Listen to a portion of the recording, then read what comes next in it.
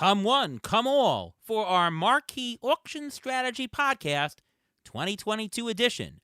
Glenn Colton of SiriusXM joins us to talk all things auction, from preparation to execution and everything else in between.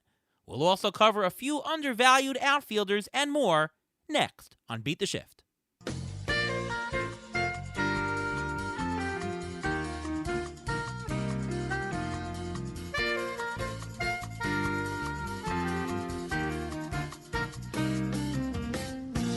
Welcome to another episode of the Beat the Shift podcast, presented by Fangraphs.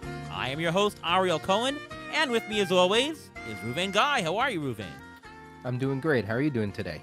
I'm doing great, and we've got a fantastic episode today. It's our auction strategy episode, and we have a great guest on from Fantasy Alarm and half of the Colton and the Wolfman show on SiriusXM Radio. Welcome to the show, Glenn Colton. How are you? I am doing well. Thank you for having me. Always a pleasure to work with you guys, Ariel and Ruvain. Oh, likewise. It's been a little while. You were on the show last year and wanted to have your take on auction strategy. One thing I was telling you before the show started is that you're one of the masters of performing well in auction with quite a few tout wars and labor titles, which are all auction. And you might do things a little bit different than Ruvain and I. You also work with a partner.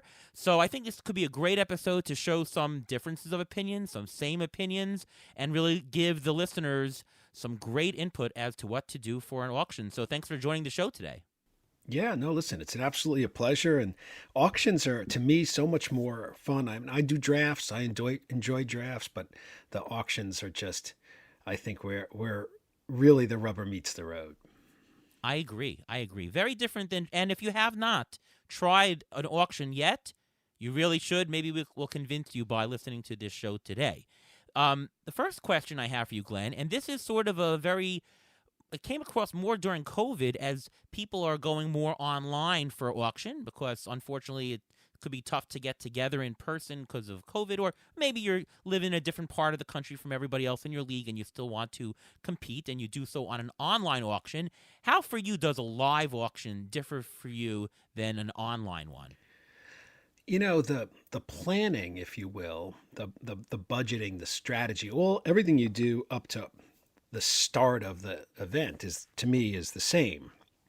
But what's really different is not only is live different than online, but every online system is different and have different bells and whistles and different risks, which we can get into.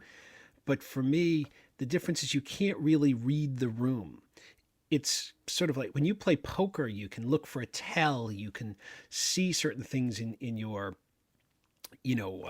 league mates that you can't see online, and you can't be as precise online. You know, when you hear an auctioneer going once, going twice, you get the cadence completely down, and there are times you can bid at the beginning, bid right under the wire.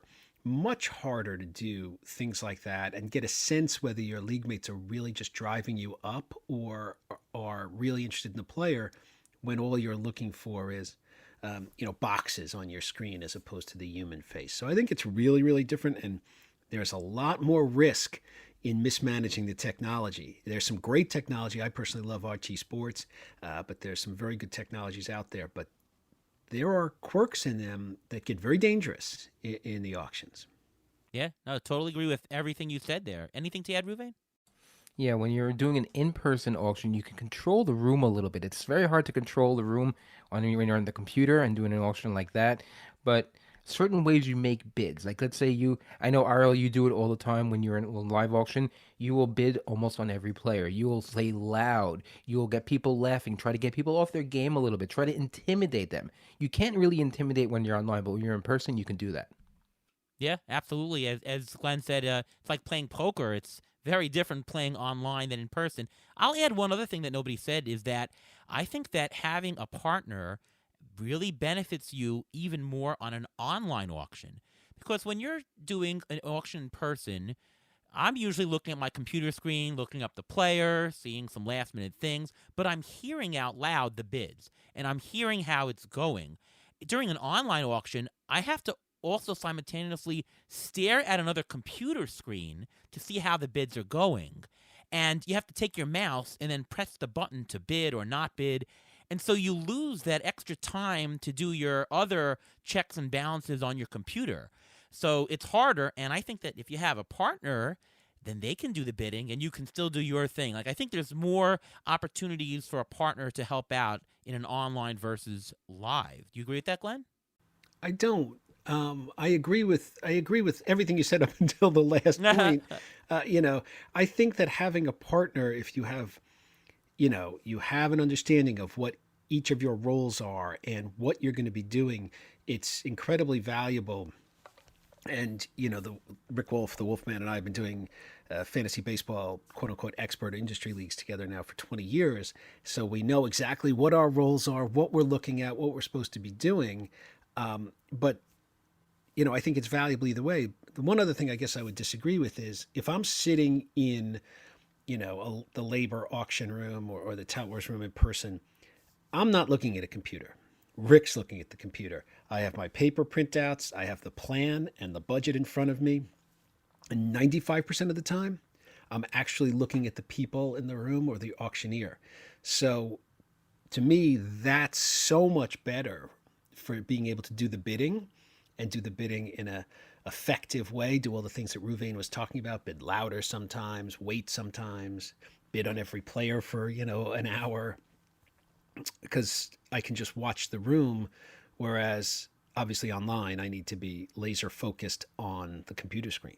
Yeah, it's funny. And if I asked Rick the same question, maybe because he's also the computer guy, would he give a more similar answer to me, whereas you're giving a more similar answer to Ruvain because you're not looking computer, and Ruvain doesn't look at a computer either during an auction Nope. live. So maybe it's just the style. I'm doing the paper and pencil, the paper and pen thing, constantly keeping track of budget, balancing the budget by hand, not looking at a computer and doing it. It's a completely different experience when you're doing it like that, and you have someone doing the computer, where you can have your own checks and balances. Right. Yeah, I think Rick would agree with you, because what he does, and this is really interesting, and I don't know if jumping ahead or whatever, but he actually inputs. He's got his own like software, if you will, and every player that is there. I don't like to say buying a player. That sort of sounds like you own a human being. But when I say that, I mean buying their stats. Buying their future stats. When a player is obtained, their stats are obtained. Rick will type it into a team, so he's got projections for every single team, and will be able to tell me, Ariel's team needs steals, and I'll know, I can mess with him a little bit on the last steal guy, that kind of thing, which is amazing. So he's got his face in that computer the whole time, providing, huge information. That is exactly what I do. I have my own software that I've created.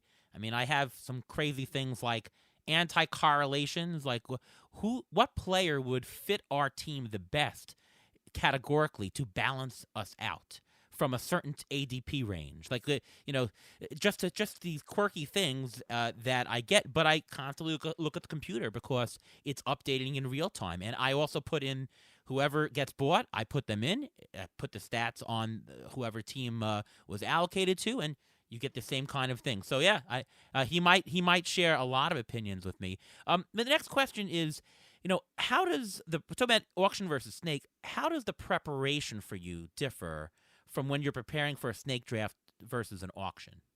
It's so much more preparation for an auction, because you have to have a very careful budget and a plan. And then you have to have a plan B and a plan C and a plan D. And you have to have all that locked down in advance, because your decision time is 2 seconds. Whereas even in a quick moving snake draft, you have a minute and a half. So I never understood the concept of, the guy before me or the lady before me just took who I was going to pick. You have a minute or a minute and a half in an auction. That's an eternity. So the level of planning and preparation, I think, is so much greater for an auction, and for a snake draft, especially because where you're picking. You can pretty much map out what your first 3 to 5 rounds are going to look like. And then after that, the ADPs go out the window, and you really just need to know the player pool and react to it. But you have in a 15 teamer, if you're in the middle, which is you pick most often on the ends, you really have a long time. You still have like 10 minutes between picks, even in a fast moving draft. You don't really, I mean, you know the player pool. I don't think at that point you even have to prepare at all. You can just use your knowledge. It's so much easier. It's fun. I do it. I like it, but it's so much easier. Yeah, I totally agree with everything there. What do you have to add, Ruvain? There's one other thing that when you're preparing for an auction, you also have to prepare a list of people you want to nominate. And when in a snake draft, whoever you pick, that's who you pick, that's it. But if you want to test the waters and you want to see how much a certain type of player, a steals guy or a power guy or a top pitcher is going for, you want to test the waters. Or if there's a player that you don't want, you want them to get off the board and you don't need them, you can nominate them and change the whole focus of everyone else in the draft room just by doing that one thing. Yeah. For me, snake drafts I prepare backwards, meaning I look and see who I think are going to be bargains in the later rounds based on ADP to my values. And I see, okay, well, I think there's going to be some first baseman available in the 20th round that I like. Maybe I shouldn't take a first baseman up above. Or I have a smaller propensity to take a first baseman up above because I can get a bigger bargain lower down. I'm working the draft backwards, and I'm preparing in reverse. In an auction, it goes more forward in that, all right, I take a look at the entire player pool, and I do see where the bargains are going, but the construction of it doesn't have to go backwards to forwards. It could be sideways. In a snake draft, you have to take a first round player, and you have to take a second round player, and you have to take a third round player, and you have to take a fourth round player, so on and so forth. In an auction, you don't have to. You can take no first round players, no second, and 4 fourths. You can take 3 first round players and nothing in the 5th, 6th, 7th, and 8th. It's about how you construct your team, and I like the preparation of taking a look at where the bargains are all over the place and learning how to construct what I think my team is from anywhere in the draft. And so that's what I do, and that is how I differ from a snake and an auction. Question to you, Glenn, scouting. Do you scout any players if you've never played in a league before with them, or if you have played in a league, how much attention do you pay to the types of players they get? Like, for example, I know Lenny Melnick doesn't get closers. He might nominate them, but he will not draft closers in a league. How much does that influence what somebody else does on what you're doing in an auction? Not much, to tell you the truth. There are certain things where it affects me, whether Lenny or one of the other 11 managers, and I am in Labor NL with Lenny Melnick, goes after closers. Just one guy not bidding on the closers doesn't really change how much the closers are going to cost to acquire their stats.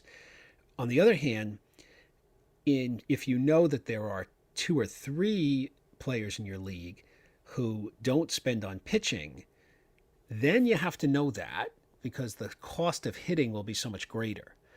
Because the amount of dollars allocated to hitting, if 3 teams are taking $30 more than you would expect and putting into hitting, that's going to drive the prices up.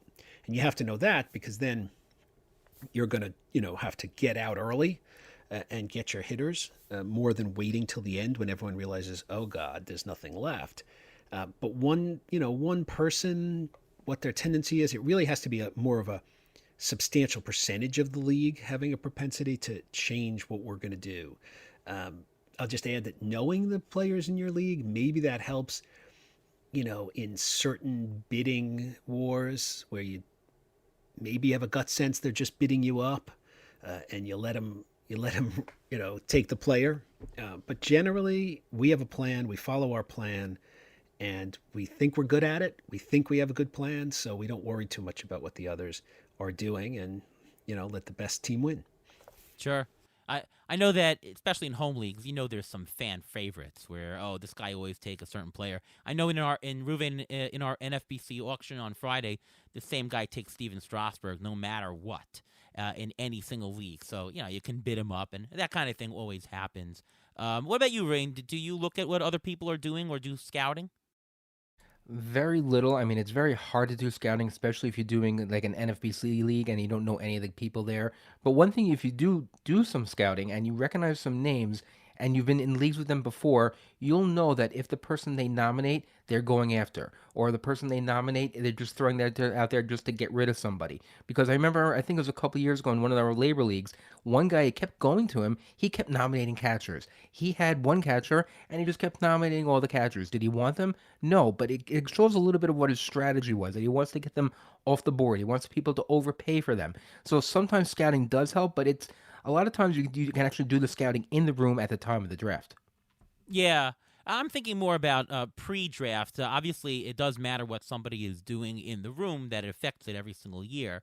I mean, for me, I think that it does help because if I know what kind of drafter a player is this person a stars and scrubs? This person is spread the risk. I know where they're going to compete against me. I play against Jeff Zimmerman, and Jeff Zimmerman doesn't grab anybody over $25, and he'll grab every player at $19 or $18. So I know that if I need a player in that range, I might be fighting with him for it. Something to keep in mind. I know that I play against Paul Sporer in Tout Wars head-to-head, and I know he has a much higher view on what hitting is worth in the head-to-head league than pitching. I probably won't be in competition with Paul, so I might not have to worry as much with him. I know Frankie Stample has a very similar strategy to me. I have to watch out for what he's doing and see what positions he takes, and I have to really look at what he's doing more than anybody else. So I think knowing the players really helps what you do. The other thing I'd say is that I think that if you're in similar league types, it really helps to do scouting. Like I remember 2 years ago when I was in Florida with you, Glenn, and Ruvain too. I was in labor. I had the third labor draft on Sunday, whereas your auctions were Friday night and Saturday. And I sat with Ruvain at all of them, the whole entire auction, to really get a gauge on what market prices were. What players were going higher than I thought for the experts? How much did speed get bumped up? Like, I want to know for that given year what experts are doing to know what I should look for in my own draft. So I think it really helps to get more information like that. Well, I mean, what you're talking about is a little bit of a different concept of not so much what a particular individual fantasy manager is likely to do, but what the broader market is viewing power or the few lockdown closers or whatever it may be. And I do think that's valuable, but I will say that you can fall into a trap. I mean, you guys are experienced enough and savvy enough that if you watch an AL only, you're going to have to change what you see to apply it to a 12-team mixed, which was what you were in back in Florida, which you're referring to. Um, there's a difference. Some leagues have very little of, a mono league have very little of a particular skill or a particular position, and the prices are going to be, something you have to adjust for a mixed league where that scarcity of either position or category doesn't exist as much. Oh, yeah, no doubt. I mean, obviously the formats were different and we had to adjust it. But if I thought that the market should pay or was going to pay a certain price and the player went $5 more, it might not translate exactly, but it will be higher than what I originally thought for my own mixed league. That kind of thinking. Here's a question to you, and obviously Reuven and I, we do very, very careful picking the auction values and what our target strike prices are. I'm not going to say that we're full Larry Schechter, but we're closer to him than going the other way. What do you use to construct your player values? How strict are you to adhering to your values during an auction, and so on and so forth? Well, a lot of times we'll just bid one more than Larry bids just because it's fun. Uh, I've threatened to That do that works. to Ian, and we actually did that. Jeff Erickson, Chris Liss, and I did that. We didn't plan it. We didn't conspire. We just started doing it in the auction room in Tout Wars one year. I think it was 2014, and Larry just couldn't get a player. It was really fun, but and Larry's a great player. It's there's no doubt about that. But anyway, the answer to your question is. We we have a plan, and we will not stick to numbers. If we value a player at 15, we're not so doctrinaire that we won't bid 16. We typically value in a way that it presumes that gives me, pretty much as the one who's doing the bidding, a couple of dollars of leeway. So if we sort of put somebody on the page at 15, it really means, depending on what's going on in the draft, in the, is this the last guy available? What do the prices look like? A couple of dollars leeway to be able to bid more. So we're not really Schecterizing them. We're sticking to a range of what we think a player is worth. But because of the way we play in our system, we've eliminated a lot of players that we just know we're not going to obtain in the auction, because we simply know we won't pay what the market's going to pay, and we just move on. Right. What do you use in terms of? Do you take a projection system and run it through an auction calculator to get your prices, or do you sit and come up with, I think he's worth 15, and obviously it's going to be, it's not a random whim, but you're looking at stats. But what is your general process for that? So Rick and I will literally discuss every player in the major leagues and quite a fair number of minor leaguers, and we will put not what I would publish as this is their value, or their, like you do ATC and it has a value and you're doing it mathematically. I'm going to put a list on my page that says this is what we're willing to pay. So the market may say the average auction price of this player is 17. If I think the guy's great, I'm going to put 22 on my page, because if I think he's that good, I'm willing to pay that. I'm going to try not to.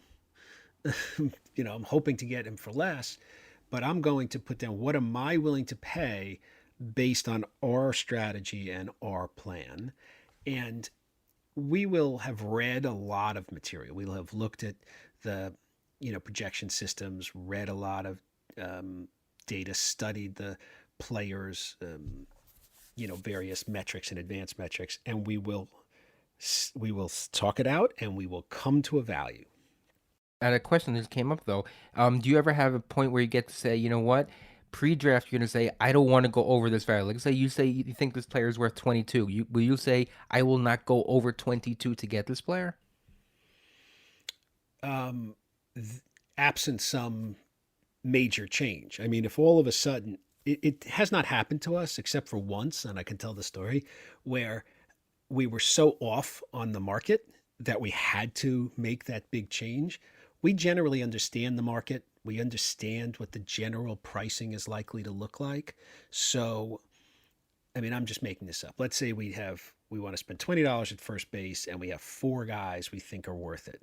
The $35 guy we're not getting, the $30 guy we're not getting, and almost always we can get one of those 4 guys at $20 because we're properly valuing.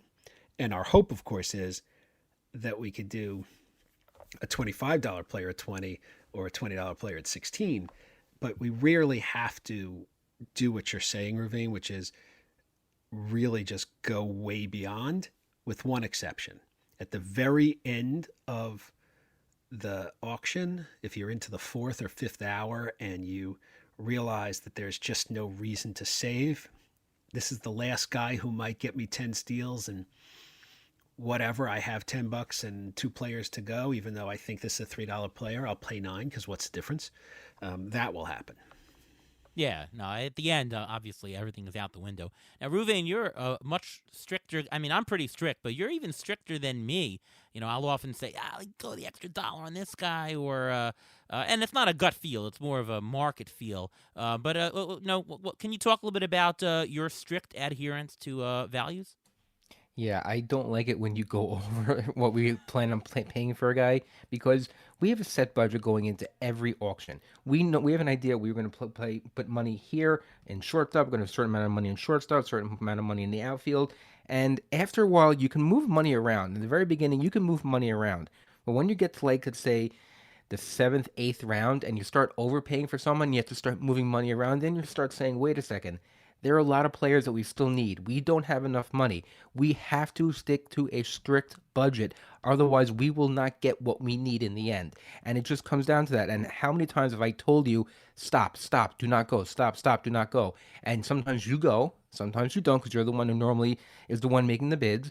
And when we do it online, we're doing auctions online, I'm the one who does it. I'm the one dealing with everything. And I'm pretty safe in saying, I'm not going to touch it. Do not touch it. Don't bid on this person because we need that money elsewhere. Because if you start overspending by $2 or $3 in each area, you can move money around, but you're just going to lower the value of what you expected to get in each position. And that's not really your plan. Yes, you can make it work, but it's not going to make it work the way you planned out. And if it doesn't make it work the way you planned out, and your plan is it's going to work, then you have a problem. Sounds as if we don't agree on a lot of players, but the truth is that Ruben and I go over every single player, and we do have an agreement on what we think a player is worth, and these instances are few and far between. I mean, Speak for yourself. I've told you to stop many times, and you've bid on people, and I've been upset about it. And I said, why did you do that? And then there'll be a time, a couple of years ago, we were in our home draft, and I said, we need power. We need Reese Hoskins. He was going for $1 extra, and you didn't want to spend that extra dollar.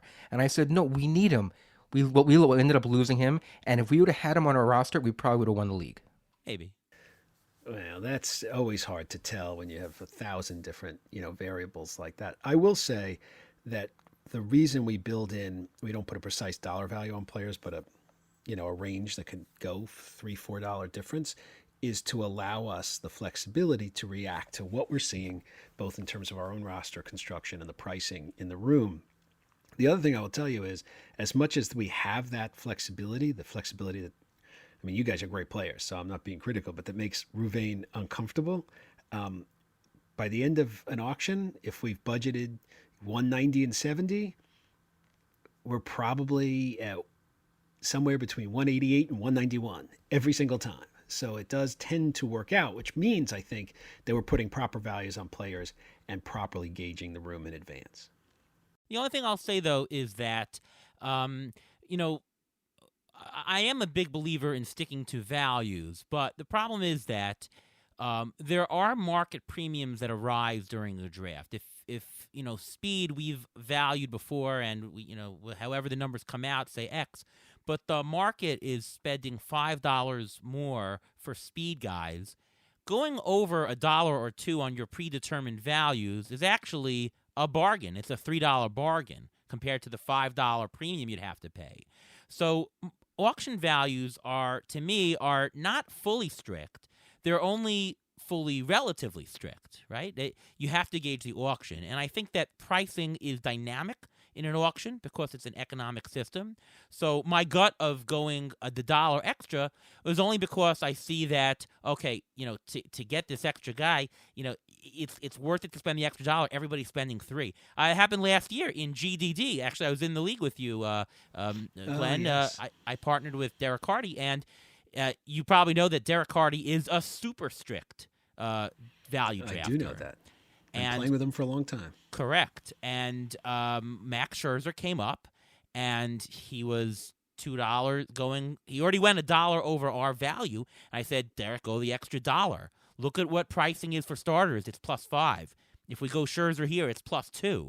Do it. And he was very uncomfortable, but he did it. And we're very, very glad that we got Max Scherzer, who was one of the top 2 pitchers or so from this league. But more so, he was definitely a relative bargain compared to everybody else. So, that's my way to bridge the gap between everyone's saying here. But in general, I am strict to values. In the general tenet in an auction is if you have $260 of money to pay for $260 of value. If you just pay exactly $260 for $260, you're going to have an average team. If you overpay $1 and overpay $1 here, you're going to end up with less than $260 of value. You actually need to pay under on a lot of players, and that would get you more value. Right? You want to buy $300 of value for $260. Sometimes, though, to get the biggest value combined, you might want to pay the $2 over if at the bottom you're going to get a $7 bargain. So really the auction dynamic does matter. If it's a very hot auction and everyone's going $10 over, why would you want to pay that premium? Because the most you can recover at the bottom is $7. You're just throwing out money. But if the room is pretty even-tempered and yet pitchers are going $3 over, that $1, you'll easily make it up with that $7 bargain on the bottom. Of course, going the extra $2 will save you money in the aggregate. So that's how I deal with adherence to values. Now, you mentioned, Glenn, that you pretty much come up with, if you say it's 170.90, you pretty much hit that. What do you use, or do you use, in terms of a hitter versus pitcher split? Like, do you target and say, we're going to get this percentage in every league that you go in? Every league is different. We have a different plan. I mean, we tend to be hitting heavy, largely because we think the risk factors in pitching is greater, and the ability to find pitchers that come out of nowhere, is greater, and our ability to do that, it's a strength that we think we have. But we will always set it's somewhere between 190 and 200 on hitting, and the remainder on pitching. And you can't say, we have labor AL, and the AL talent pool is one thing, and then we'll have labor NL, and the NL talent pool is different. And then we'll go to Tout Wars, which is an OBP league, and only 4 outfielders, and that's a different system. And then we'll go to GDD, which is an auction of 15-team mixed, and that talent pool is different. So we do set a budget each and every time, and it will be a little bit different both in the hitting pitching split and the split among, we're going to pay for closers, we're going to pay for a starter, we're going to pay for, a top flight $40 hitter, or are we going to spread it out? That it changes for every league. So I think that the construction of what you are intending to have of your split in terms of the distribution of dollars really comes from finding where the values are in your league. However, I will say that optically, when you set values on your sheet, this guy is worth this, you need to scale values to almost exactly where the market, the entire league, does as a whole. Like, for example, in the NFBC currently, the split is about 61%, 39%. 61 hitters, 39% pitchers. Whether you want to go a few dollars more or less, you should probably go a few dollars more on the hitting. That's fine.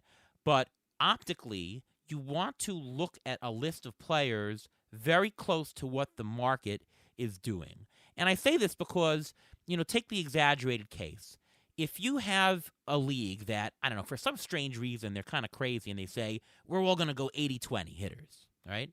If you set the market close to 60 or whatever you think is going to be, and everyone's buying more hitting, you're not going to actually buy much hitting because everybody else is going to spend more. You're going to end up with no hitting. Every hitter will seem expensive, and you'll come up with a lot of great pitching buys. So you'll be competitive in one, you'll be great in one, and not good in the other.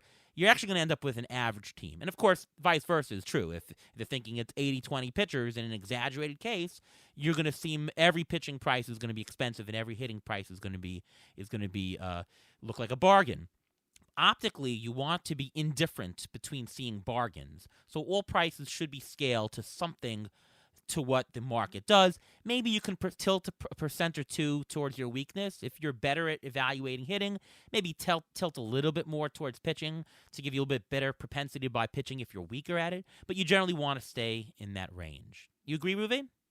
I agree, and I think the way the market is this year, I think it's a very interesting to see how things are playing out, because right now it seems like a lot of draft capital, a lot of auction capital is going toward closers, and that skews everything completely, because usually people have a budget of, let's say, I don't know, you said 61.39 right now the closer, it's crazy. You're paying so much more than you would normally anticipate. So the whole 55, 45, 57, 43. It's all thrown out of whack just because the market is setting what's going on. And if you don't follow that, just like you said, if you don't follow that, you're not going to get a certain commodity just because you're pricing yourself out.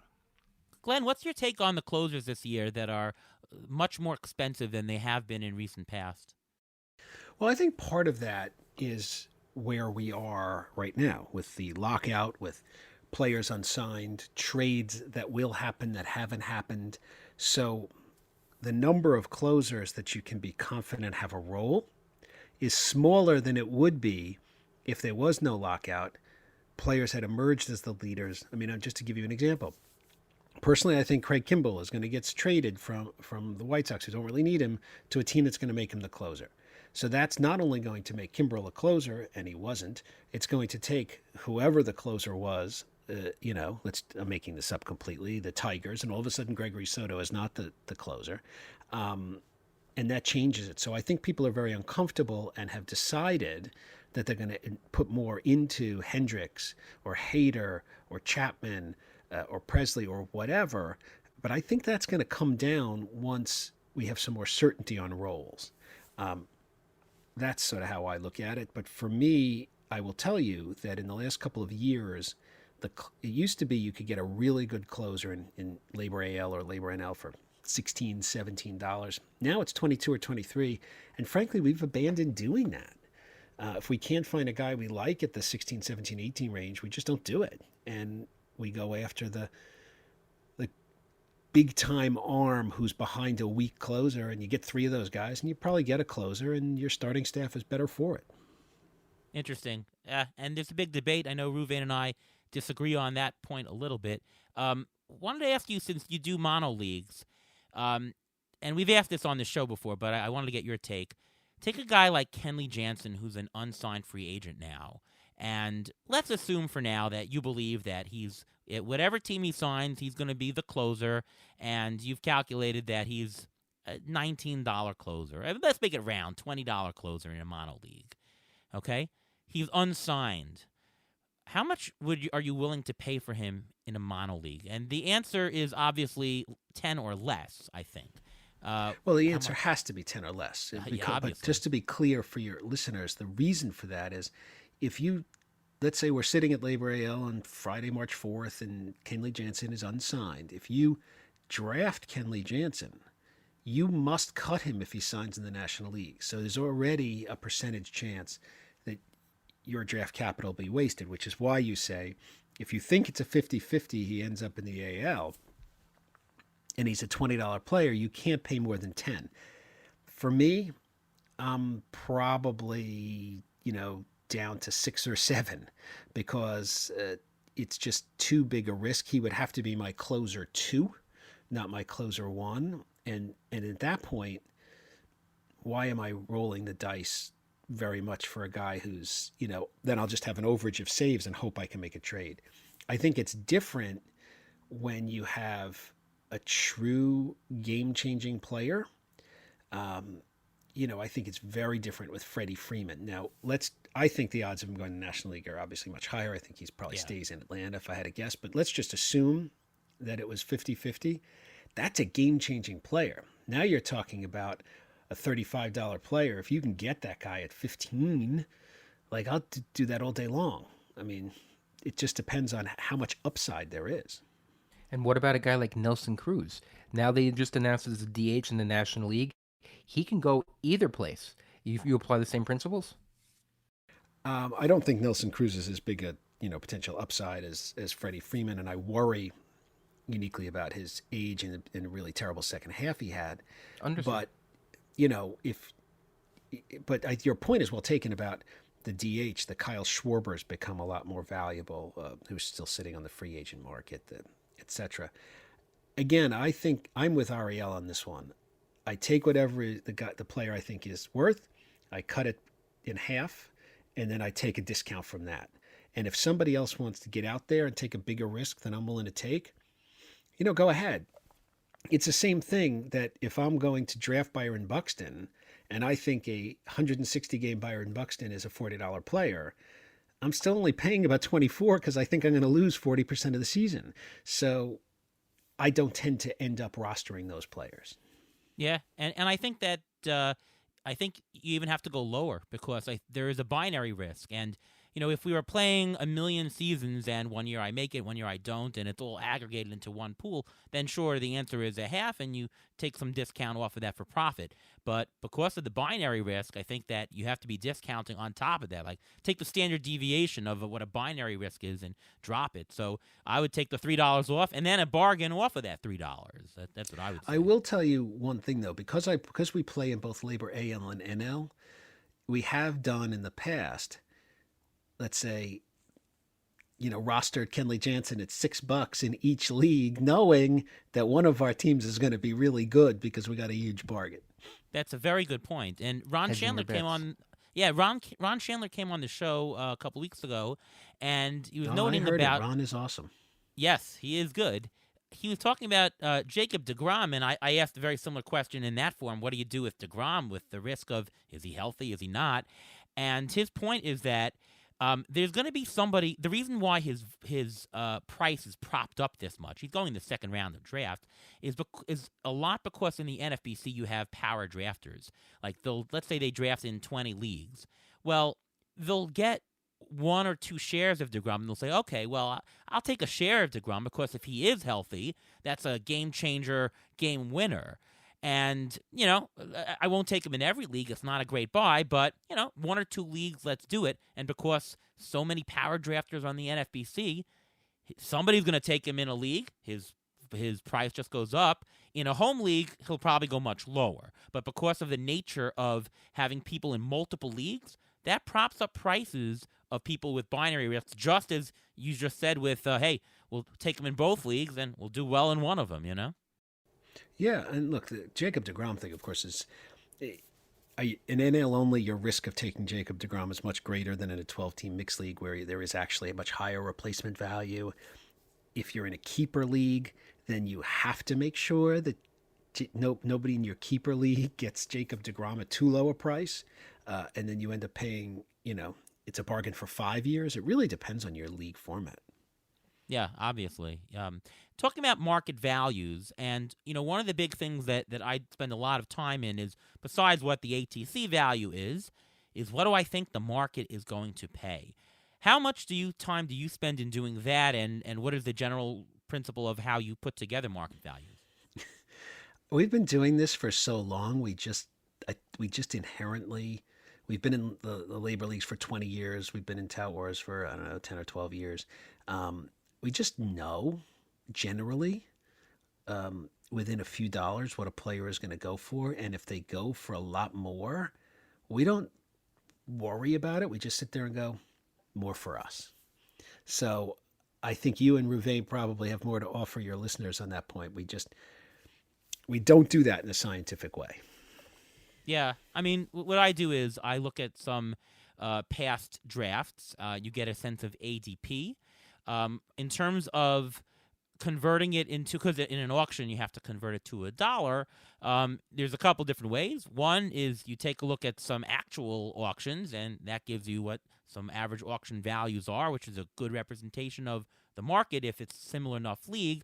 But even if you have straight ADP, you can either use like a logarithmic formula to just scale up numbers, or what I like to do is I look at past league auction history, and the top player went for 48, and the next player went for 45, the next player went for 44, and the next player went for 43, and you get a list of here are the top 260 players or whatever, however many players you draft, and you take a look at the ADPs and you line them up. Well, the number one player gets the top value, 48. The next player gets 47, and that gives you a sense of market values. And we think it's very important because part of what we do is finding the hot spots. You want to jump in, Ruven? Yeah, basically what we want to do is we want to find the areas where we think that people are undervaluing certain areas, certain positions at a certain money slot, so that we're able to take advantage of that and exploit it basically, and make sure that we get those bargains and build up the excess value on our rosters. A lot of the times it's kind of hard to do, especially this year. Like like you mentioned, the lockout. It's so much harder because there's so much. For the closers, I think that, like you call it, I'm going to call it artificial inflation. That it's not really supposed to be inflated, but because of circumstances, they're inflated, and that throws off everything else in the market, because in those spots in the second and third round where the closers are going, there are other players that should be going there, but they're not. So it's actually changing the whole landscape of the entire draft just by doing that. Yeah. And talking about general auction plan, what we do is you take a look at what the ATC value is, you take a look at what the market values are, and you try to find pockets of players that we call hotspots where there are players, a couple players who have the same position or who have the same statistical makeup, all are, 10 steals, 25 homers, or whatever, whatever statistic you're looking at. And if there are a few players with that same kind of makeup and are bargains, right? If we're talking about like a $10 player going for only six, um, instead of just focusing on we need a certain player, oh, that player looks good, we write down all four players. It's this player slash this player slash this player. And we want to be in a position that we're indifferent to who we get because we value them similarly. But we write down what the dollar value they're going for is. Okay, it's a $7 player. We'll take one of these four. The reason why hotspots work is because if there's one player that I really like, who knows if I'm going to get them. I mean, if I'm drafting against Colton and the Wolfman, and they really like a certain player, I might not get them. But if there's four players, the chances of us getting the player at the price we want to pay is much, much, much higher. And when you find all the hotspots and all the values, then you can piece together the pieces of the puzzle. Okay, looks like the $25 first baseman, that's a small bargain. Looks like the third baseman at the $15 level, that could be a small bargain. Pitchers, there's a spot at the 25 level. There's a couple good players at the 15 that are bargains, four at the 10s. And you piece together the prices to add up to 260 that might give you the best chance of getting bargains. So, Glenn, what's your general strategy on how to prepare and the plan that you use to construct your auction plan? So it's very similar to what you just said. We'll evaluate the entire player pool and we'll say, okay, you know, where do we need to invest? We're big into the scarcity, so we look at that, and can we get it's both sides. Which are the positions where there's only really a couple of very good players? So where do we have to put more draft capital to? And which are the positions where, you know what, there's second baseman and shortstop that we like at 15 each, and we can probably find an MI and and an AL only at 5, and we'll say, okay, we're gonna get 3 players at 35, and maybe we'll go all the way to 35 for one first baseman, because I'm not saying that's the plan now, just making it up. And we will do exactly what you said, which is we need one of these 3 guys at first base, one of these 5 guys for third base at $15, and we know that those are the only players we're going to really seriously bid on. I mean, if okay, a $15 player is not one of our guys and the bidding stalls at 4, sure, I'll say 5, but that doesn't happen in the expert leagues that we play in, basically. So yes, we'll have a groupings of players that fit the position that we want. And it was really well said and really exactly how it's done. And very rarely will we have to deviate from that. Usually only if we've gotten such a bargain somewhere else that we now already have our third baseman. We were going to spend 15, but there was this really good player that went for 10. Then we start shifting it around, but it's what I call a quality problem. Right. Talk a little bit about nomination strategies and tactics. I mean, that's something that Ruven and I spend a lot of time doing in auction, is not just so much who do we need, but who do we have to nominate now? Let's go to Ruvain first, and maybe you can talk about what is the general nomination strategy that you go with. Typically, early on, you want to nominate, or what we do is we nominate someone who we want, or someone in the pool of players that we want, like 2 or 3 players. We want to see how that goes over in the room. We want to see how much they're going for, so we'll be able to plan out the rest of the auction. That's what you need to do, because you need to have a plan. Everyone has a plan A. They want to start with this person. They have plans about this, and when they have an idea of how much they want to spend on this, and if that doesn't go, or it goes over too much, you go to plan B, and you see how the next person goes, and that way you can start to really construct your roster the way you want it to be, the way you feel that you had it planned out. During the course of the auction, you should really try to nominate players from positions that you have already, so that you can get them off the board, because you don't need them. Sometimes you want to lower money. I think we do that a lot of times, where we'll say, you know what, we have 2 corners. We don't really need another corner until later. Let's nominate a corner so we get the money off the board. So we'll lower everyone, get closer to where we are money wise, that type of thing. And sometimes you also want to nominate someone that you want to make sure that they don't go too cheap. Like a couple of years ago, we did this with Joey Votto. We nominated Joey Votto really early, and because we thought that people were going to get a real bargain on him, and we didn't want that bargain, so we wanted to collapse the bargain by nominating him early. Right. Glenn, what do you do? And in general, do you find yourself nominating players that you're looking to acquire or nominating players that you think are overvalued to get money off the board? It depends on where we're sitting. I mean, if we're sitting in a position where we're low in the remaining budget because we've gotten the players and we've rostered them, we're throwing out guys we don't want and to get money out. At the beginning of the process, I agree with Ruvain. A lot of times, I mean, just to use an example from a few years ago, we always had in the AL the Trout plan or the no Trout plan, and we were absolutely not going to let Trout go for less than whatever it was, just round numbers, $40. But we had to know if we were rostering Trout because then we weren't paying for other things. So invariably, if he didn't already come out, when it was our turn, we would call him out. Not because we thought we were going to get a bargain by calling him out early. If he goes over 40, that's fine. Somebody paid a lot, and God bless, and we move on. But we need to know because we don't want to pass on a key player in plan B because we were waiting for Trout. So that's something we would do fairly routinely. The other thing we will do is we will call out players because in the smart system and the rules of engagement that we follow, there are players that there are a lot of players that we simply won't have.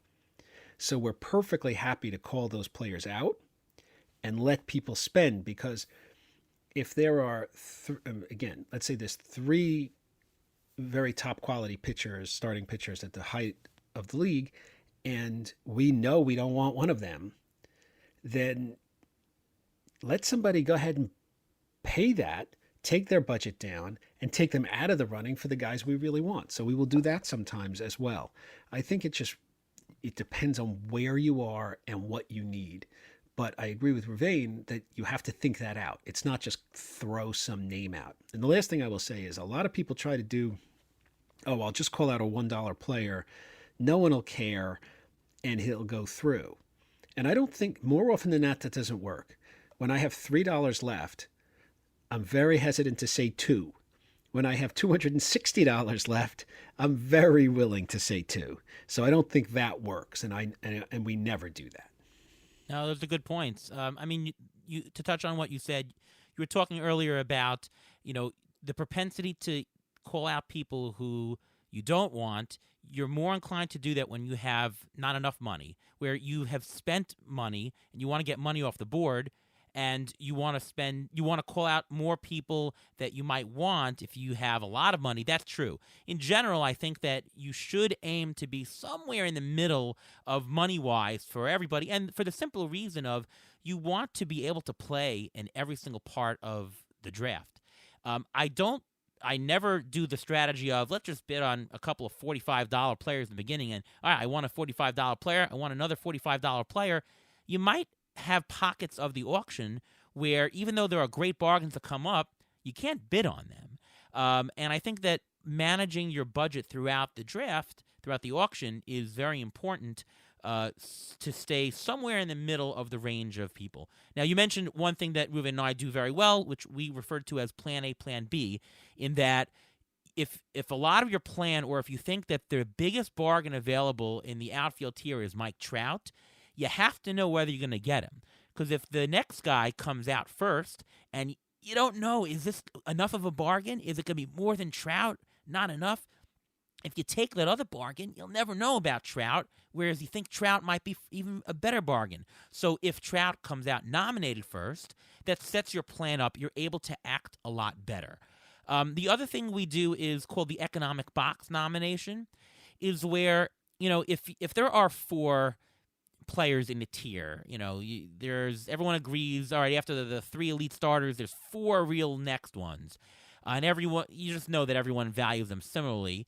Happens to be and I've studied this, that the very last pitcher or player in that tier nominated goes for higher than they would normally do, even if they're normally $1 or $2 value lower than the rest of the corresponding tier. And that's because of the economics. It's because when you have a small supply of something and high demand, well, that just shoots the price up. So if you like a player in a tier, even if it's the last one, second one, whatever it is, nominate them first.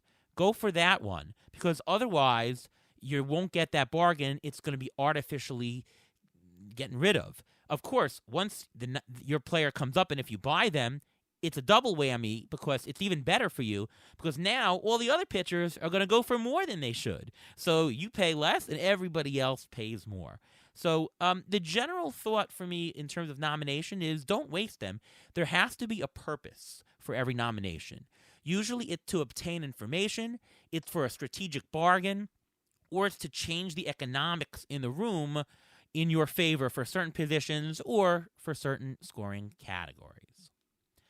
Now, I wanted to bring up that, Glenn, in GDD last year, a league we play in, I noticed an interesting thing, and sometimes there are funny ways people nominate, but Ian Kahn was nominating a bunch of designated hitters. He just, every time he had a nomination, designated hitter, throw a designated hitter. I noticed this when this happened. I didn't really know why. He told me later, and the reason was, and he told me I can say this on the show, by the way, Shohei Ohtani, he wanted him. And he wanted fewer teams to be able to compete for him in the auction because if you've blocked your DH, if you picked up Franmil Reyes or Nelson Cruz, you would not be able to roster Ohtani and use him in the DH slot. So he threw out a bunch of people just to get the teams off the board and have only half the league being able to vote on him. And that worked out in his favor. In our league GDD, he was down to literally just me and him. I fell for it. Yeah, I guess. I was there in the end bidding. I think we bid him up to, I don't know, whatever, $17 or whatever it was. And he told me he was willing to go to 40.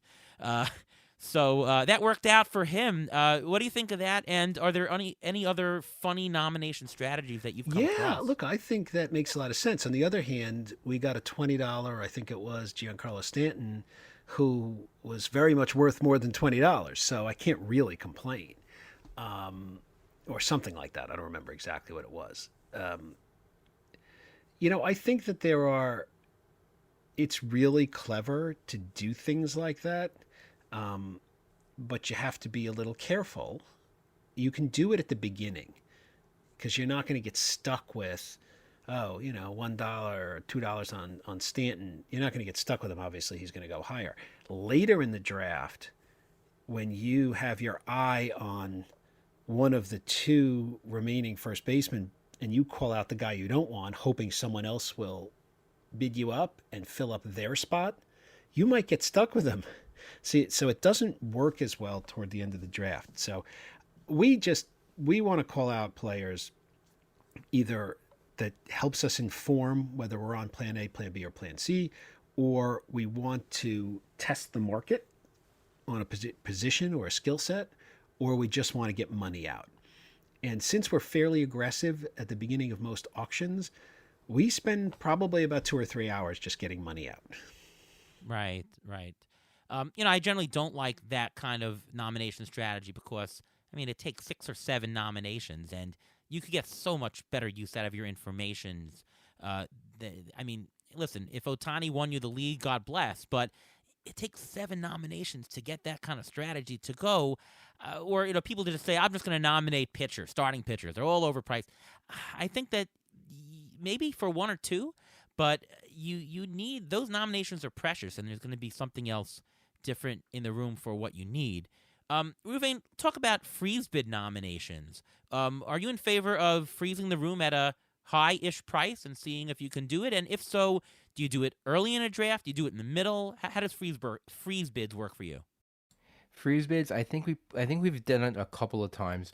I think the best time to do it is not in the very beginning, but a couple rounds in when people are starting getting a little bit comfortable and then people are starting to spend their money. At that point, you can just throw out a bid and hopefully it sticks. And usually we only do it once a draft. It's very hard to do it more than once, just because people start to figure it out and they're like, oh, they're trying to do it again. Let's make sure they don't get it because maybe they know something that we don't know. We did this with Rafael Devers. I think it was 2 years ago in Labor. I believe we threw it out for $24. This was about in either our third or fourth I think it was the fourth nomination. First nomination. It was our first one. Okay, so then I'm completely wrong with this, but the first one we just threw it out. We said, let's see if this sticks, and it stuck. And nobody was willing to spend more than the $24 that we were. Yes, we had the cap on it. We were planning going. We were willing to go higher than that. But when you do a freeze bid, you have to make sure that when you do the freeze bid, you're leaving yourself some wiggle room to go up a one or at least a couple more dollars. If it's $2 more and someone bids on top of you, and you lost the guy you're trying to get the freeze bid on. So you really have to pick the right number, and you have to be willing to be over a little bit if you're going to do that. Otherwise, you're going to lose the player. I'll ask you this question a little bit differently, Glenn. What do you start a player's bid on? Do you start a player's bid really close to where you want it to end up? Do you start it very low, somewhere in the middle, somewhere random? What do you use in your bidding tactics? Well, I mean, obviously, when you're at the very end, it's completely different. But Right, for right. most of it, a number that is typically we'll just throw out a number that's respectable. You know, you know, Max Scherzer for $1. It's just dumb. You know what I mean? It just wastes time. But I don't want to put out a number so high that either I'll get stuck with a player I don't want, doesn't fit my plan, or is going to make it less likely that I can get a bargain on someone. Because the mentality is people want to be in the action, so they want to bid. So if you've got a $40 player, to start him at 35, he's probably going to go over 40 because people want to be in it. So I'm going to start that $40 player at 20 or 25, let people get it out of their system, and then still hope that it comes in at 35 instead of 40. Toward the end of the draft, I'm always calling out ones or twos. If it's a player that I really want, I might say two, because it's much harder to say three late in the draft. You have so little capital left. And the last Right. thing at the end of the draft is, if I know that there's only one other guy who needs a first baseman, and I've got $5 left and he's got three, I'm going to start at three and just say, you're out. Right, right. Yes, no, it does matter where you are in the auction. I think this is actually very important. In general, I don't want to start it all that high because I want to leave room to get a nice bargain. But I actually I feel strongly on you should start with a number, the same number again and again. If a player, we're talking about $30 players, start 18, 18, 18, 18. It actually hypnotizes people. They're not going to think, oh, this guy really likes a player that you're coming. Oh, Ariel really likes him, or Ariel doesn't like him. If you say the same number, whatever it is, it almost appears random. 18, 18. It puts them to sleep as far as they don't think about what you're doing. If when it gets later in the room, let's say we're talking about $10 to $12 players, 4, 4, 4, and they just get used to me saying the same number, they have no idea what I'm doing. It's my poker way of distracting the audience and just having them not pay attention to me. Occasionally, I don't like doing the freeze bids, but I like doing the two under. You bid somebody high enough so that you're just about to get him, and you're okay with going that extra dollar, but you don't give enough time for so many other teams to be in on it, right? The danger of starting a player too low is now people start looking at him. Do I want him? Do I think? I don't want people to think. I want one person to think, say, I'll go a dollar more. I go that dollar extra, but nobody else wants to go. So I think that depending upon what you need at a certain time, you can do those two unders. Otherwise, I like the same random number on and on. And obviously, I agree with Glenn at the bottom. You're doing strategic $2 or $3 bids, and usually just one depending upon what you need. I also think that freeze bids tend to work better when the draft is in person as opposed to being online. Online Totally freeze agree. bids are so Yeah. much harder to do. When you're in person, it's completely different. You can call it out in a funny way or in a different way or a very firm way, and then the rest of the room knows, you know what? This person may be willing to go to a number that I'm not willing to go to. Agree. What about increments? So if a player is, going 15, 16, 17, do you like sticking with incrementing by one, or do you find it a good tactic to jump it by two sometimes? It's a great tactic to jump it two or maybe even three to just put it into it. We do that all the time. And a lot of times they'll be, bidding 19, 20, 21, 22, 25. Do you find that it You know, works more time than yes. not? It does. It works often. I've not studied whether it's Okay. more time than not, but I'm comfortable either way because if 25 is my last number, I'd rather, and I want the player, I'd rather get him at 25 than risk losing him. And if he goes over, that means somebody's really paid more than they want to pay. So I'm usually happy either way. And I know I've done what I'm going to do. Um, but occasionally I will say 27 in that circumstance, just so people know, you know, it's not really, I'm not going to stop every time I do a jump, do a freeze bid or a jump bid. Yeah. I found over the years that it actually doesn't work that much, meaning Works for most us. of the time it doesn't. Well, I think that less than half the time it works. But to your point, I think it's one of those that it doesn't actually work but makes you feel better. And just for the reasons you say, like if you jump bid and the guy goes above, well, thank God I got more money off the board. I get it. I must have done it right. And if you won it, well, thank God I won that guy. All right, $1 more, but I won him. So it always makes you feel better. Although whether a player bids over you or not, I think it happens less than half the time even. I think it really doesn't matter. I think most of the time you'll gain $1 over the course of an auction by just going increments, actually, I found. And this actually works better online than in person, because if you do a $2 increment online, someone may accidentally click next dollar, and all of a sudden they're spending $3 more. That's that happens a lot more online than it does in person. That's interesting. Do you find that bidding on the nines or bidding on the zeros or just it actually works? Like if you say 19, there's a less of a propensity to go to 20? Yes. It's just Interesting. human nature. And there are going to be people in the room who are religious to their values. This guy is not a $20 player. This guy is not a $30 player. So I find that does matter. Of course, it doesn't work all the time, but it definitely adds a mental barrier to going higher. It's funny. I've actually noticed, so I think this is true, but I think the number is not 9. I think it's 0. I found that if you say an even 20, there's less of a propensity to go to 21 I than from agree. 19 to 20. I agree. Yeah. Yes. Yeah. Yes. But there is a barrier. It is true. I just think it's on the zeros, not the nines. Which if you're jump bidding, that's maybe a good, if you have 18, jump to 20. That might be more Well, that's what I effective was than- saying, right? We jump to 20, we jump to 25, 30. We tend to do it on a round number. But if you're 19 and jump to 21, it's a lot harder for someone to go to 22 also. But I would say that if you're at 19, going to 20 is probably the better. But if you're at 18, maybe the jump to 20 works. So just because of the round numberish, But anyway, Most of our players are valued on the fives. right. What about price enforcing? What are your Never. thoughts on that?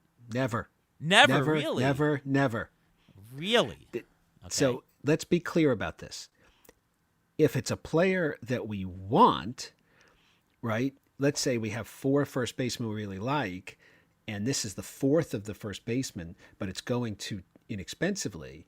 That we might do because it's still technically part of the plan.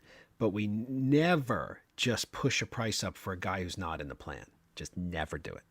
Yeah, I mean, I think that you should never push a player that you can't handle on your roster if you won them at that price, right? You may not love a player, but all right, so I got this guy instead. I just don't want to be in the danger of getting a guy that I can't work with, like a third catcher, and oh my God, I have to use him as our DH, which I think happened once That's a to us, disaster. Ruvain. Yeah, yes, that it was did happen to us. Yes. Yeah. Yes. Happened to be the number 2 catcher, and our catcher got hurt the very first day of the season, so it worked out for some reason. But, yeah, it's a disaster. But I think that price enforcing is a good idea if you can do it. I mean, in theory, you want people to pay more than they should. Look, when I'm doing an auction with Jeff Zimmerman, I just stare the guy. The guy is not looking at me. You know when he's going to bid. And I see, all right, he's going to bid. I just go $1 more. Go ahead, Jeff. I think it's a good tactic to just get $1 up if you're pretty Well, sure if you a guy. know someone's going to bid, it's a little bit different. But here's the thing: it depends on your software. If you're online, RT Sports has the max bid button, which doesn't mean bid the most your team can afford. It means the computer. If you put in 30 max bid, the computer will keep bidding for you until it goes over 30, or the bidding stops and you win the player. So you can, sort of price enforce just by what you program the computer to do. Yeah, no, that's true. That is true. It's also dangerous to do that because you can give up a lot of value that way too. No, Uh, you gotta yeah, be, if I think the guy's a $37 player, I put 30. Like I'm not taking any yeah, chances, right. All right. I mean, we did so many topics on auction. Before we go to players, any last words on auction? Any tidbits you want to mention? I mean, we gave so many tidbits so far, but anything else, Glenn? Yeah, I mean, again, the key is you have to have plans A, B, C, and D, and they have to be realistic. It's if you make a plan that you think you're going to roster Trey Turner at $27, the plan is worthless. So not only do you need to have multiple pivot plans, they need to be realistic. That's good advice. All right, we're on to our ATC player discussion.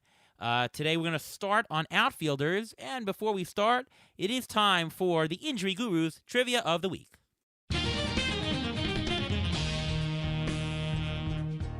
So the first outfielder we're going to discuss today is Ronald Acuna Jr. And I have to give it trivia for him because as I was doing some research, this number just popped my eyes right away. He played in 82 games last year, which is basically half a season. He had 24 home runs, 17 stolen bases, 72 runs scored with 360 plate appearances, which is about half of what he had in 2019.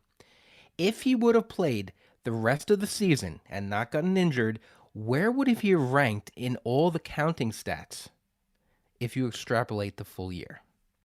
You're talking for each Start, individual one? yes, start with home runs. Where would he have ranked in home runs? All right. Glenn? First, Correct. First. There you go. That's first. He was the league leader had 48 home runs. He had 24. Where would he be ranked in RBIs?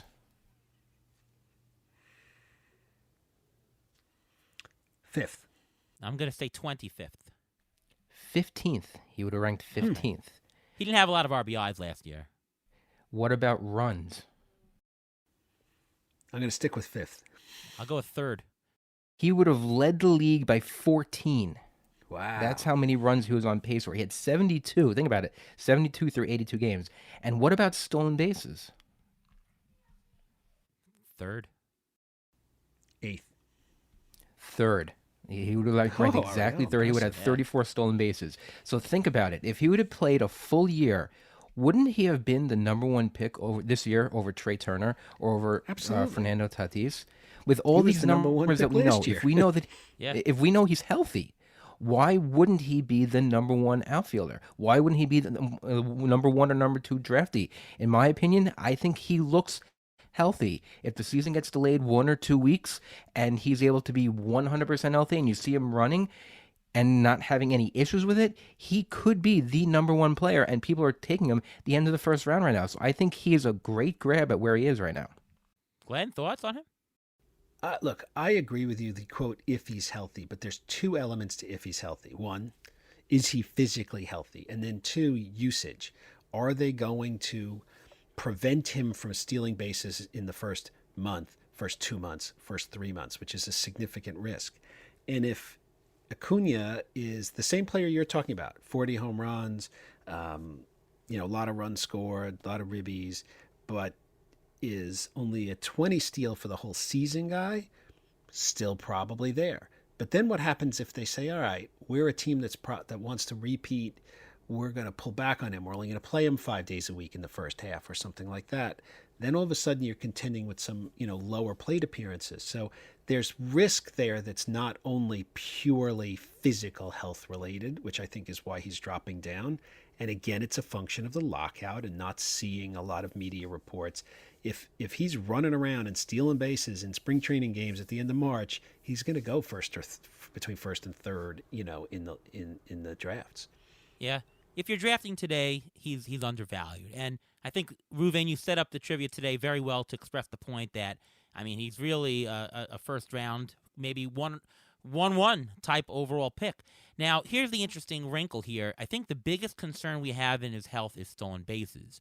Now, most people don't realize this, but stolen bases are not acquired in the season evenly. You don't have the same number in April and May and June and July.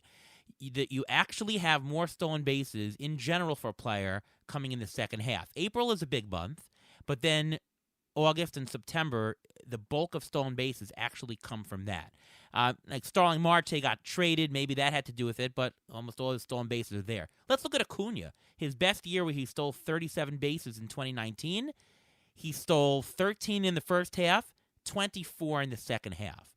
To me, the fact that he's hurt and maybe coming back and maybe he won't be fully there to run, I think won't affect his stolen base production as much as you think, because they would have been tilted more towards the end of the season anyways. And of course, for every day the lockout continues, the more April games get pushed off, well, the bigger percentage he has of the year in general to accumulate his stats.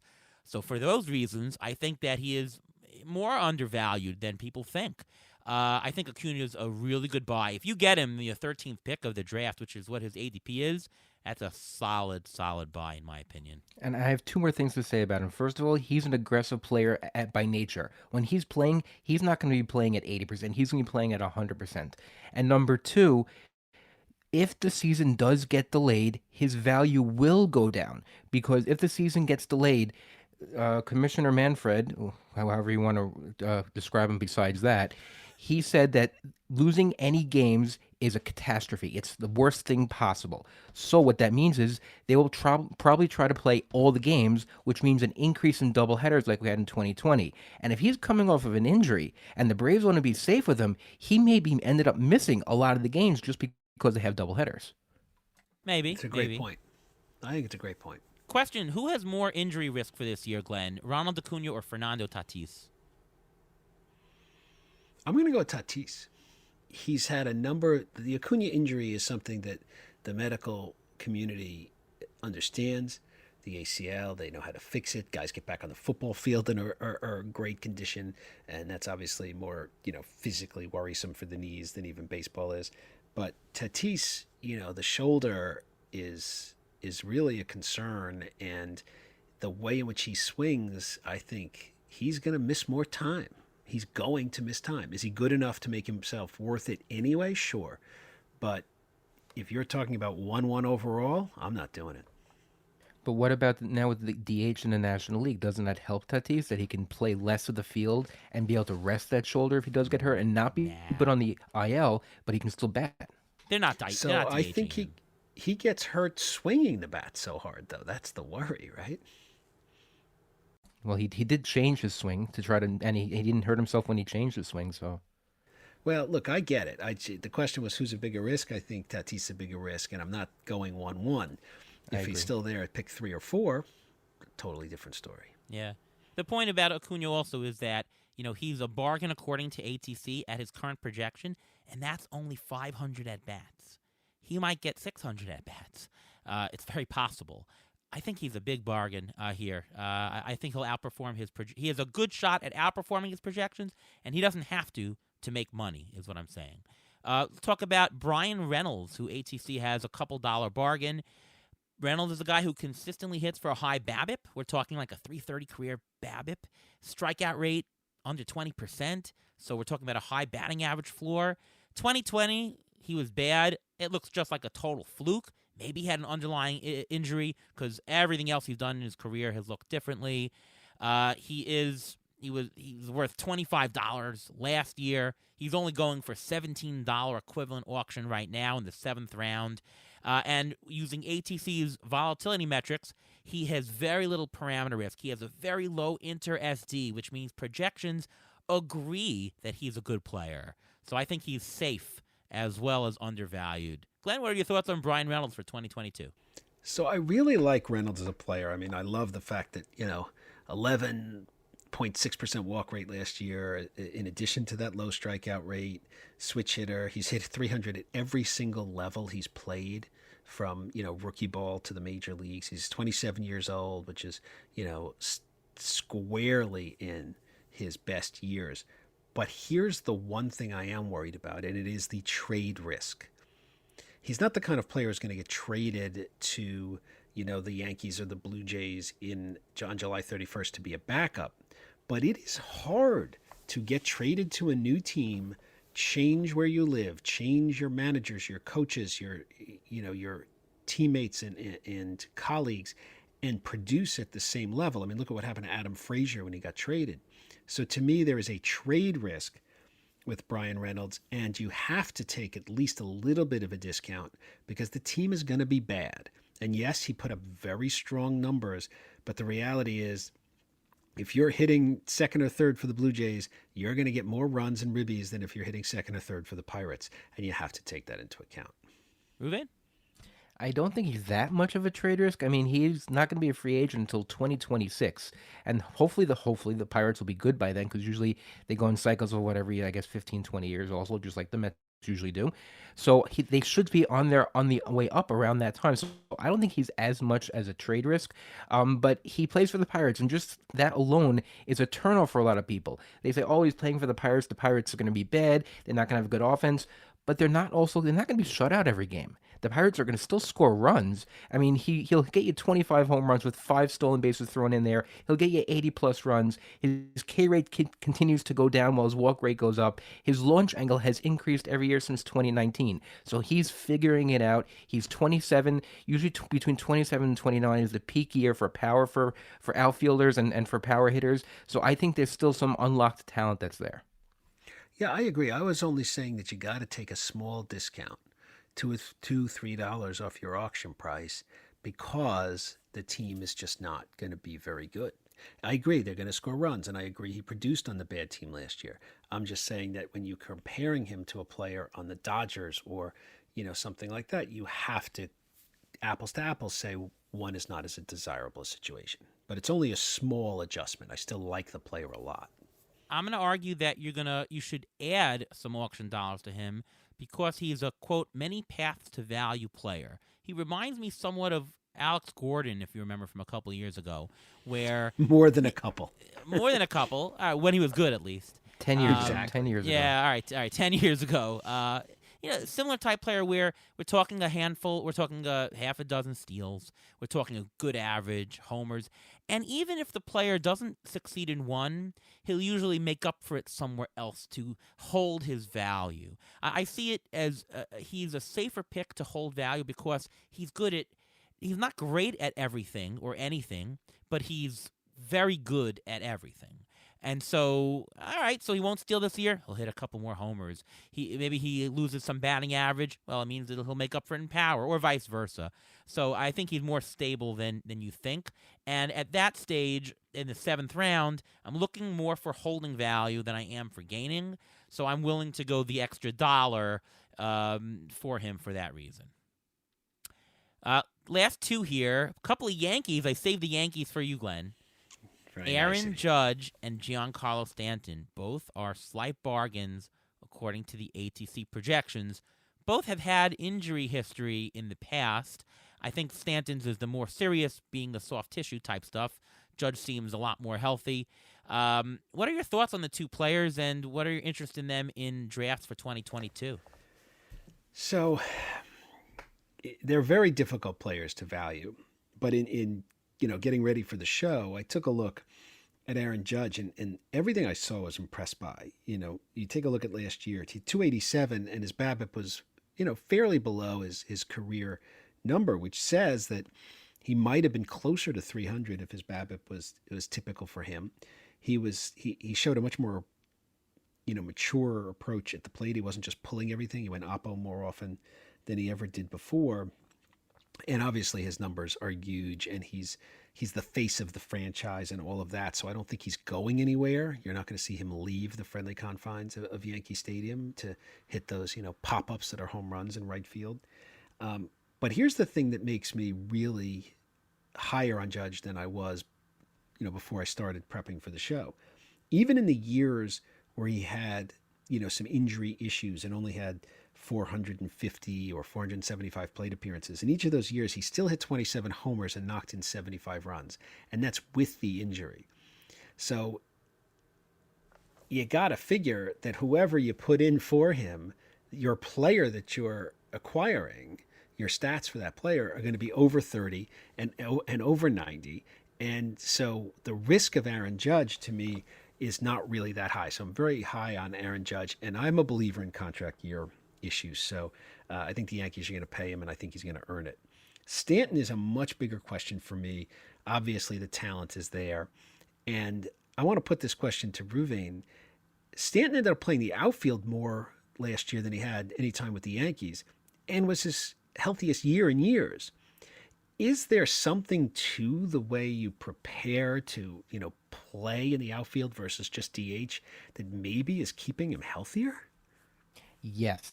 I actually listen to every week. Aaron Boone on the local radio show has a spot, and I listen to him every week. And they always kept asking him, "When is Stanton going to play the outfield? When is Stanton going to play the outfield?" Then they started complaining that Stanton doesn't run full out to first base. So what Aaron Boone actually said is that they prep him every day as if he's going to play the outfield, but they told him when you run to first on a ground ball, run at 80%. Don't run full out. We need you. We need you on the team. We need you to stay healthy. So don't bust it. Do whatever you have to. Just jog down the line. I don't care because you'll get out on those grounders. You're not going to beat out those grounders, but we need you to hit those home runs. So the Yankees have actually figured out how to keep Stanton healthy, and plus this year because he played 26 games in the outfield, he's not going to clog your DH. So you can move him around a little bit more. So he's a little more palatable to have on your roster. Aaron Judge, I'm a little more down on him than you are, Glenn, only because he's only been healthy really two full seasons over the past 5 seasons. He's not going to get as much speed. I don't think he wants to get hurt. He's in a contract year, so I don't think he's going to run as much as he did. He's not going to give you that much stolen bases anyway, but his speed is going to be limited. And I think you can get someone about 40 picks later in the draft, someone like a JD Martinez, whose numbers are very similar. Batting average a little bit lower, but he can get you this almost, maybe 5 or 6 less home runs, maybe a couple less RBIs. But if JD Martinez has a good year, he can match Aaron Judge's numbers. Yeah, I mean, look, I hear you. The one thing I will say about Judge is one of those years, it was just a fastball that hit him on the hand. That's just bad luck. That's different than the soft tissue injuries and the things he's had. But one of the years where he lost, 6 weeks worth of time was because of a broken bone in a hand from a fastball, which I don't think is one of those things that repeats that often. No, it really doesn't. And so you can say the same thing about Stanton when he got hit in the face with the pitch. Also, he had that same issue. But think about this from Stanton. If he has 2 more years of 35 home runs or more, which is not out of the realm of possibility, he will be at 400 home runs already for his career. He has 347. Is he a Hall of Famer? Look, if he stayed healthy for the next 5 or 7 years, sure, he could be. Even if just But for two, and Jeff, he gets to the No. 400 plateau, is he a Hall of 400 Famer? doesn't get him there. No, 500 gets no. him there. Yeah, he needs a little bit more longevity. Listen, if David Wright stayed healthy, I think he's in the Hall of Fame, by the way. Unfortunately. Hey, listen, I have to have some Met love. We have some talking about Yankees here, Well, Yeah. listen, Robinson Cano is coming back, and I have to have Robinson Cano on my teams. That's right. Robinson Cano in the Dominican Republic League this year has batted, I think, in the low 230s with one extra base hit. Oh So no, don't he hit expect for a too very much from high him this year. average. I think he hit for a high average with only one home run. No, it wasn't a high average. I looked at the numbers recently, and I'm following because there's a whole bunch of injured players who are actually playing down there. His numbers are not that great. He's not something I'm looking forward to, and I actually expect the Mets to actually probably cut him by the middle of the year if he's not No. performing. Yeah, and eat it because they have an owner who can do that. If there was no DH, I'd agree, but I think he's going to be the Mets DH this year. You know? As far as Aaron Judge and Stanton go, from my opinion, Judge is, they're both pretty stable according to ATC volatility metrics. If anything, Judge has a very large negative skew. To remind listeners, the volatility metrics are how different projections are from each other, and skew is if any is there one outlier projection up or down. With him, there's one really low projection. So for example, for homers, the underlying projections are 38 homers, 39, 40, 41, 31, 40, 38, and then there's 32. Who do you believe when there's all of them are at 40? Which one of these is not like the other? The low one is not like the other here, which means that if you're following wisdom of the crowds, maybe throw that one out. So whatever the ATC average is, he's probably higher. And my research has shown that large negative skews means he's better. I think he's super stable. I think this is a 40-ish home run type player. 100 RBIs, 100 runs, good average. Is a solid player. And actually, he steals bases. He stole 6 last year. He's stolen 9 in his career one time. I don't think he's injured anymore. There's no reason not to like him, and he's a bargain. Stanton worries me with the injuries. But listen, he's going for a $2 bargain. Maybe he's over the injury issues. He has low projections volatility. Projections still agree on him. They even agree on the at bats. That's what the interesting thing is. Well, my projections from automatic or manual systems are saying he's going to get over 500 at bats. It might be the year to get him cheap. I don't know if I would pay an 8th round price, but 10th, 9th, 10th, I think that's a nice bargain I'm willing to take. Glenn? Yeah, look, I agree with that. I don't really love clogging up the DH spot, as Ravane said. That's not a problem anymore. So I look. Well, I'm going to take a little bit of an injury risk reduction because that's what we do for a guy like Judge or Stanton. And I'm going to say, okay, I'm going to take the ACTC projections. I'm going to take 20% off of them. And if I can get the guy at that price, I'm in. If I can't, I won't. That's how I'm going to approach it. Yeah, same here. Same here. And so let me just say, I want to go back to Robinson Cano. I'm not sure what you guys are looking at, but I'm on baseballreference.com, and it says he, 300 in the regular year and 417 in the Dominican Caribbean series. So I just think that was actually early on. Early on, he did very poorly. He got his average up a little bit, and he played better toward the end. But there are no extra base hits. There was no power seen. There was one clip of him hitting a home run to dead center field, but there's no power. And when you draft Cano, what do you think of? You think of power, and you're getting him for power. If you're getting him for a regular average, I don't want him as my DH. I'd rather have a Luis Arias who can play another position and get me that average. It'd be cheaper. Well, if I can get a player for $5 in an NL only that's going to hit 300 over 400 plate appearances, I'll take it any day of the week. Yeah. So it's been a long show, but I want to do one mailbag question. If you have sent in a mailbag question, we'll get to yours hopefully next week or so. So please keep sending them in. But I will pick one here. Michael asks, how do you balance player value with categorical need? Specifically, do you pay more for stolen bases even though the player value may not call for it? I have trouble balancing value and stolen base needs. Glenn, how do we tackle Michael's question? So, yes, you will pay more if you put yourself in that position. What we try to do is get some stolen bases from almost every player we pick up so that we don't force ourselves to pay a lot more for those bags toward the middle of the end of the draft. But if you're telling me you've got no speed, your team is otherwise good, you've got Miles Straw as a $10 player, you're going to end up paying $16 for him because you just absolutely have to, yeah, you're going to end up doing that. I mean, I'm making up the numbers to illustrate, but so sometimes you just have to do that. You have to pay a scarcity premium, and your plan going into the auction has to be avoid putting yourself in that situation where that scarcity premium for the bags is too much. That is very good advice, and I agree with everything there. I'll also say that, and we're talking auction this show, but in a draft, one other thing you can do is just pick a stolen base guy or a combo guy early on, and then you're not paying the premium because everybody's a first-round value, and you get your base there. And I agree with Glenn. Plan to get guys who have some stolen bases everywhere. It's also less risky, right? If one guy gets hurt, you don't lose 20 steals, you lose 5, lose 7. Far less risky for your aggregate composition of your stats. Ruvain? But stolen bases you can get on the waiver wire so much easier. Listen to the guys who had 20 or more stolen bases last year. Tyler Wade, Garrett Hampson, Austin Slater, Lorenzo Cain had 20 stolen bases. These people you can get on the waiver, so you don't necessarily have to pay that high premium. But if you get the balanced player, you're not just going to get the stolen bases. If you spread it out like you guys were saying, that's the way to do it. But I think it's easier to get stolen bases on the waiver wire than it is to get saves on the waiver wire. So if anything, if you want to pay that premium for relievers that they're going right now, then you can spend that a little extra on that because you can get the stolen bases later. I don't know. Do you agree with that, Glenn, that you can get stolen bases on the waiver wire? I mean, all the players you mentioned are some platoon players, some players who stink. Do you want them being on your roster? And, I mean, if you're desperate and you have injuries, I get it, Ruvain. But, I don't know, Glenn, do you find that you can get speed on the waiver wire?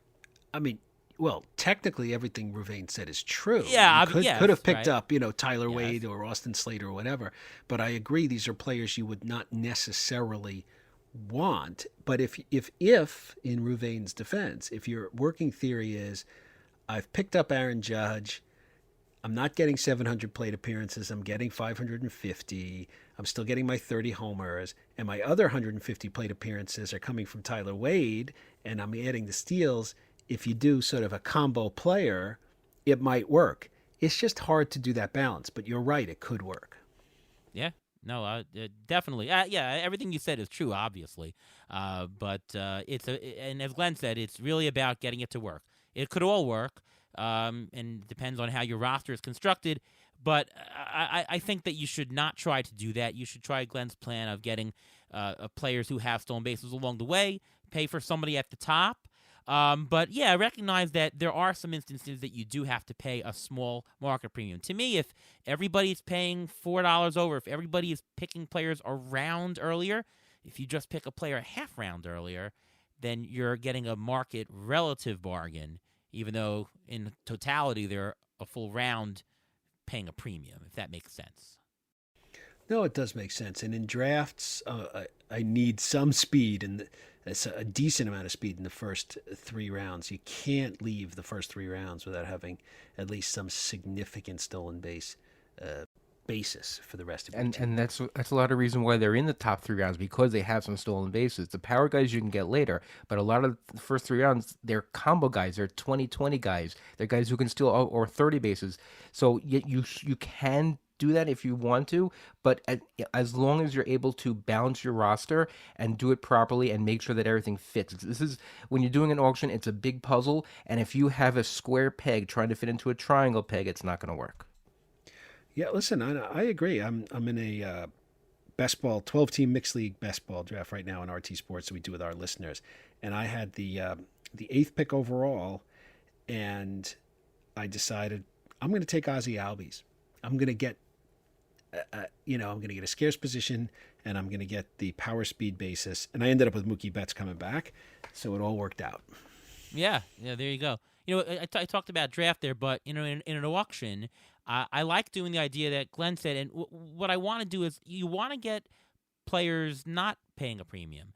And so if you can find a couple of players who have stolen bases and they're bargains, we sometimes try to nominate them early to see if we can get them. And if we do, well, then you don't have to pay premiums ever in the draft, right? If you bank 30 stolen bases pretty nicely with a couple of picks, your first couple, you don't have to scrounge and get that Miles Straw overvalued by $6 somewhere in the middle once you've banked it. So the nomination order might actually pay out for you in an auction to handle this Agreed. kind of categorical need. Yes. Yeah. All right. Well, this has been a fantastic show. Oh, my God. Just so many tidbits of information, so much strategy, so many tactics. I really can't thank you enough, Glenn, for coming. I knew this would be a great show, and it's lived up to every bit of it. So thank you very much. And why don't you also tell everybody where they can see your stuff, listen to you, and all things Glenn Colton. Yeah, no, appreciate it. It's been so much fun. Thank you for having me. Right now, the place is Colton and the Wolfman on Sirius XM Fantasy Sports Radio every Tuesday night from 10 to midnight. You can check me out on Twitter at Glenn Colton 1. Still a little bit of a question where my written work is going to be this season. So if you're out there and you want to have a conversation, I am open to it. All right, there you go. Ruvain, how about you? You can follow me on Twitter at MLB Injury Guru, where I tweet out injury updates. Right now, it's kind of slow with that just because of the player lockout. But the players did have a meeting recently, and there are small tidbits coming out. So if you follow me, you'll see the tidbits that are coming out right now. You can also follow me on Rotoboiler, where I have a weekly in-season article discussing all the injuries and the players who follow them. And my name's Ariel Cohen. You can read my work over at Fangraphs in the Rotograph section. And at Rotoboiler, ATC projections are up on both those sites and at CBS Sportsline as well. You can get a nice Google Doc over there if you are a subscriber. So check that out. My Twitter handle is ATCNY. Give me a follow if you haven't already. And you can listen to me every single week here on the Beat the Shift podcast presented by Fangraphs. Once again, thank you so much, Glenn Colton, for coming on the show. And from all of us here at Beat the Shift, we'll see you next time.